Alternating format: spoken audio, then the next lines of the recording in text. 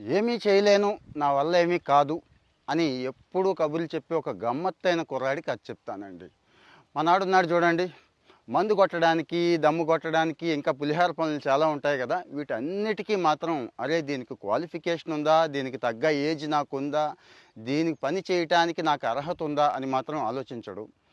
కొన్ని పనులు చేయటానికి మాత్రం అంటే ఏదైనా కొత్తగా నేర్చుకోవడానికి ఫర్ ఎగ్జాంపుల్ డేటా సైన్స్ లాంటి టూల్స్ కానీ ఇంకా చాలా ఉంటాయి కదా లైఫ్లో మేనేజ్మెంట్ కానీ ఇలాంటివి అక్కడ మాత్రం ఆగిపోతాడండి. నాకు ఆ క్వాలిఫికేషన్ లేదు, నాకు ఆ బ్యాక్గ్రౌండ్ లేదు, నాకు ఆ రకమైన నాలెడ్జ్ అస్సలు లేదు, నాకేం తెలియదు. ఇక్కడ ఈ మైండ్ సెట్ అందరికీ అప్లై అవుతుందండి, వాడొక్కడికే కాదు.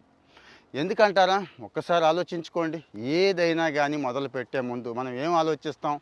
ఎంతసేపు తప్పించుకో తప్పించుకో తప్పించుకోవడానికి ఒక మార్గం ఎతుక్కో అని చెప్తూ ఉంటుందండి మనసు ఎప్పుడు కూడా. కానీ మనం ధైర్యం చేసి